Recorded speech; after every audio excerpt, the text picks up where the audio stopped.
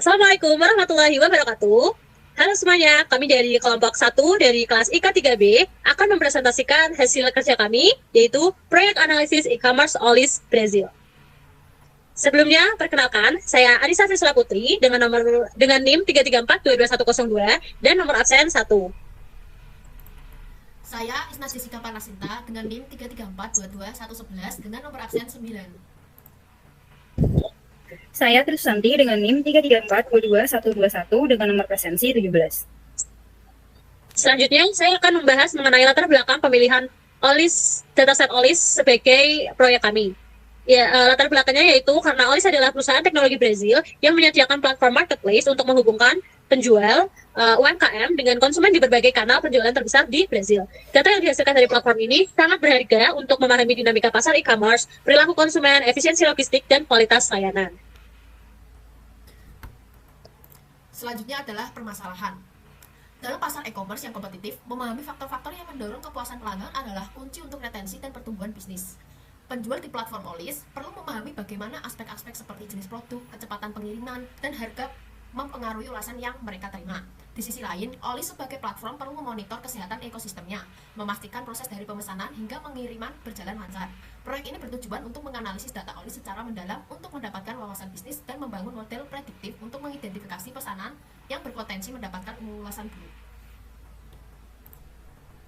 Selanjutnya adalah pertanyaan bisnis. Di sini kita terdapat 5 pertanyaan bisnis. Yang pertama adalah, apa saja kategori produk yang paling banyak dan paling sedikit terjual? Yang kedua, bagaimana distribusi geografis pelanggan? Kota atau negara bagian mana yang memiliki volume pesanan tertinggi? Yang ketiga, berapa rata-rata waktu yang dibutuhkan dari pesanan dibuat hingga sampai ke tangan pelanggan? Apakah ada perbedaan signifikan antar wilayah? Yang keempat, bagaimana korelasi antara waktu pengiriman dan skor ulasan atau review score yang diberikan pelanggan?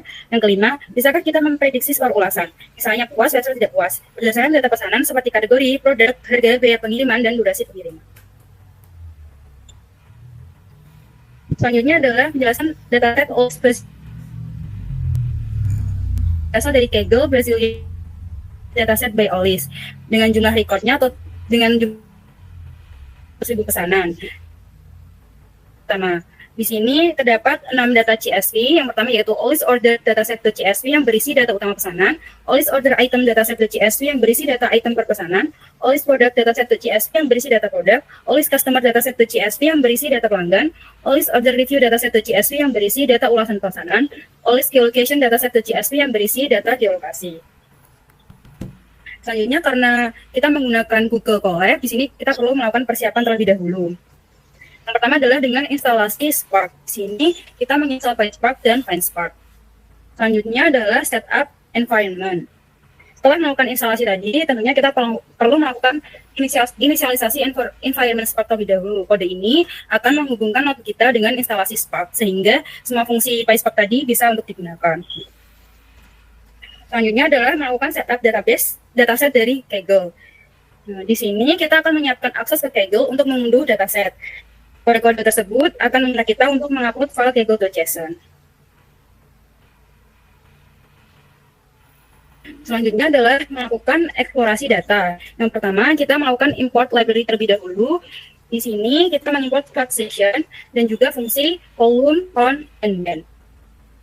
Selanjutnya adalah melakukan inisialisasi Spark Session, yaitu dengan nama OLIS Analysis. Selanjutnya kita akan memuat data. Di sini ada data path yang digunakan untuk menentukan path ke directory data kita. Selanjutnya adalah kita melakukan pembacaan file .csv. Di sini data-data yang menggunakan Spark to read .csv. Di sini data yang dibaca diantaranya adalah data customer, orders, order item, products, dan review.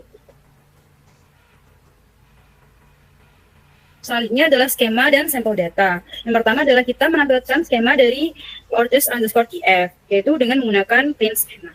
Dapat dilihat, sudah dapat keluar skema dari OLIS orders dataset, yaitu order ID, customer ID, order status, order press timestamp, order approve at, order deliver care date, order deliver customer date, order estimated delivery date.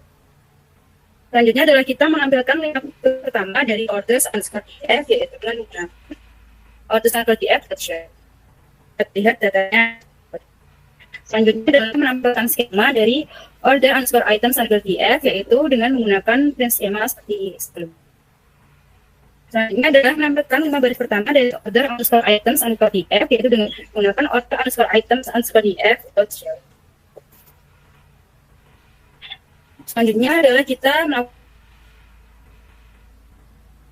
disimpan dalam data frames yang order disimpan menjadi underscore df, product df, reviews, jadi reviews underscore df, customers df, order item, jadi order item underscore df. Selanjutnya adalah kita menghitung nilai nolnya pada setiap kolom data frame. Untuk hasilnya dapat dilihat. Penjelasan selanjutnya akan dijelaskan oleh rekan saya, Jessica. Baik, selanjutnya kita masuk ke data cleansing. Jadi di data cleansing ini yang pertama yaitu untuk mengoreksi tipe tanggal menjadi timestamp dengan menggunakan skema order DF setelah konversi tipe data tanggal. Selanjutnya order DF clean. Lalu selanjutnya adalah mengenangani missing value. Di sini digunakan untuk mengubah nilai nol dengan median. Lalu menangani review underscore DF. Di sini review underscore DF adalah mengubah nilai nol dari review comment title menjadi tidak ada judul dan review comment message yang bernilai nol menjadi tidak ada komentar. Lalu selanjutnya adalah menangani produk DF dengan mengisi kategorial. Di sini yaitu mengisi nilai 0 dengan median.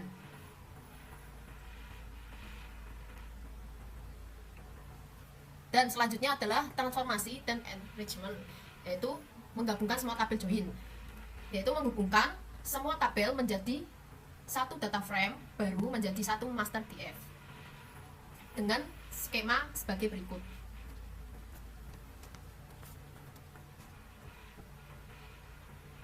Lalu di fitur engineering yaitu menambahkan tabel-tabel baru yang digunakan untuk memudahkan analisis. Berikut adalah tabelnya. Lalu selanjutnya adalah membersihkan data untuk analisis. Di sini yaitu menambahkan filter agar memudahkan analisis.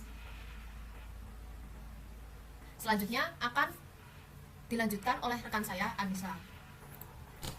Baik, di sini saya akan menjelaskan mengenai analisis dan visualisasi data. Untuk analisis dan visualisasi data, kita perlu mengimport library lagi berupa function dari Spark, Matplotlib, Seaborn, dan Pandas. Di sini untuk visualisasi yang pertama, kita akan menampilkan visualisasi top 10 kategori dari produk terlaris. Di sini melakukan agregisasi terlebih dahulu dengan menggunakan PySpark, lalu mengonversi ke Pandas untuk divisualisasikan dengan hasil sebagai berikut. Untuk visualisasi yang kedua, kami menampilkan distribusi geografis dengan menghitung pesanan per negara bagian, lalu divisualisasikan sehingga menghasilkan bar chart sebagai berikut. Selanjutnya itu rata-rata waktu pengiriman.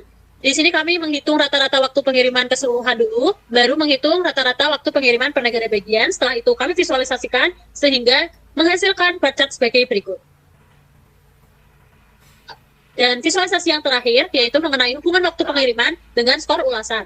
Di sini kami menggunakan PySpark untuk menghasilkan delivery versus review Spark, lalu mengonversi ke Pandas dan memvisualisasikannya sehingga menghasilkan bar chart sebagai berikut. Selanjutnya itu analisis prediktif atau machine learning. Di sini kami menggunakan pemodelan random forest. Yang pertama kita lakukan yaitu mempersiapkan data akhir untuk pemodelan sehingga di sini kami menggunakan menghapus baris-baris yang menghasilkan nilai 0 sehingga dihasilkan jumlah data yang siap untuk dimodel yaitu ada 110.832 data. Selanjutnya yaitu membangun pipeline mLib dengan random forest dan melakukan pelatihan model. Di sini kita melakukan persiapan pipeline, lalu melakukan pelatihan data dengan membagi dataset menjadi 2 dengan nilai 0,8 dan 0,2, 0,8 untuk train data dan 0,2 untuk test data. Selanjutnya, kami mengevaluasi model dari yang telah kita buat dengan hasil evaluasi sebagai berikut. Hasil evaluasi ini terbilang cukup bagus untuk digunakan. Selanjutnya di sini kami akan menjawab dari pertanyaan-pertanyaan bisnis yang tadi telah kita kemukakan. Yang pertama tentang apa saja kategori produk yang paling banyak dan paling sedikit terjual. Untuk produk yang paling banyak terjual itu di sini ada kamar mesa bau ini, atau kalau di dalam bahasa Indonesia itu sebagai kebutuhan kamar dan kamar tidur dan mandi. Lalu yang kedua itu ada ini bahasa Saudi ini, yaitu kalau di dalam bahasa Indonesia itu kecantikan dan kesehatan. Dan yang ketiga itu ada esporte, lazer. Ini kalau dalam bahasa Indonesia itu olahraga dan rekreasi. Lalu untuk insight bisnisnya, mungkin untuk strategi pemasaran dan manajemen inventaris harus bisa memprioritaskan kategori-kategori dengan permintaan yang tinggi. Selanjutnya akan dijelaskan oleh rekan saya. Untuk pertanyaan kedua tadi adalah bagaimana distribusi geografis pelanggan, kota atau negara bagian mana yang memiliki volume pesanan tertinggi. Di sini, kota yang memiliki volume pesanan teratas berdasarkan grafisnya adalah Sao Paulo. Untuk insight bisnisnya sendiri, strategi pemasaran dan manajemen inventaris harus memprioritaskan kota dengan permintaan tinggi ini, yaitu Sao Paulo. Selanjutnya adalah berapa rata-rata waktu yang dibutuhkan dari pesanan dibuat hingga sampai ke tangan pelanggan, apakah ada perbedaan signifikan antar wilayah. Untuk rata-rata pengiriman nasionalnya sendiri adalah 12,5 hari, dengan terdapat perbedaan drastis 8 hari di Sao Paulo versus lebih dari 25 hari di negara bagian utara seperti Roraima atau Amapá. Untuk insight bisnisnya sendiri, durasi pengiriman yang panjang ini berpotensi besar menjadi sumber frustasi pelanggan. Seberapa besar dampaknya? Selanjutnya akan dilanjutkan oleh rekan saya. Selanjutnya adalah bagaimana korelasi antara waktu pengiriman dan skor ulasan atau review score yang diberikan pelanggan. Poin utama yaitu ada korelasi negatif yang tidak terbantahkan. Semakin lama waktu pengiriman, semakin rendah skor ulasan yang diberikan. Lalu faktor kuncinya, pelanggan yang memberikan bintang 5 menerima paket rata-rata dalam 9 hari. Pelanggan yang memberikan bintang 1 menunggu rata-rata hampir 21 hari. Lalu untuk insight bisnisnya, waktu pengiriman adalah faktor penentu kepuasan pelanggan yang paling kuat di platform polis, seperti pada diagram di samping ini. Lalu, rekomendasi strategis. Yang pertama adalah optimalkan jaringan logistik. Tindakan, kaji kemungkinan membuka atau bekerja sama dengan pusat distribusi, fulfillment center regional di wilayah tengah atau timur laut untuk memangkas waktu kirim ke area-area terpencil. Yang kedua adalah tetapkan SLA pengiriman untuk penjual, yaitu dengan tindakan implementasikan service level agreement yang mewajibkan penjual menyerahkan barang ke kurir dalam kurang dari 24 jam. Berikan insentif bagi yang patuh dan penalti bagi yang sering terlambat. Lalu poin ketiga adalah kelola ekspektasi pelanggan dengan lebih baik. Dengan tindakan gunakan data historis untuk memberi estimasi tanggal kedatangan yang lebih akurat dan transparan saat check out, terutama untuk pengiriman jarak jauh. Selanjutnya akan dilanjutkan oleh rekan saya. Di sini saya akan menjelaskan mengenai pertanyaan yang kelima, yaitu bisakah kita memprediksi skor ulasan berdasarkan data pesanan. Berdasarkan hasil analisis tadi, kita sudah tahu mengapa pelanggan tidak puas. Maka langkah selanjutnya itu kita memprediksi siapa yang akan tidak puas, siapa yang akan tidak puas. Untuk proyek berikutnya, mungkin kita akan membangun model machine learning klasifikasi untuk mengidentifikasi pesanan yang berisiko tinggi mendapatkan rating rendah secara real time berdasarkan tujuan pengiriman, kategori produk, dan data histori penjual. Manfaatnya itu memungkinkan tim CS untuk melakukan intervensi proaktif, mengirim notifikasi permohonan maaf, dan memberikan voucher atau memantau pengiriman secara khusus untuk meredam kekecewaan dari pelanggan.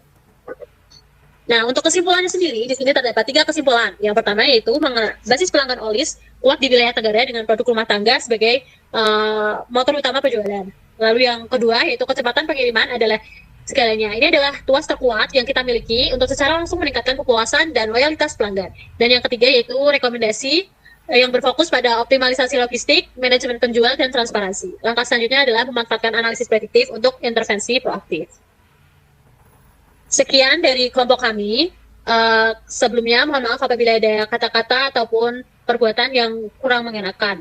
Wassalamualaikum warahmatullahi wabarakatuh.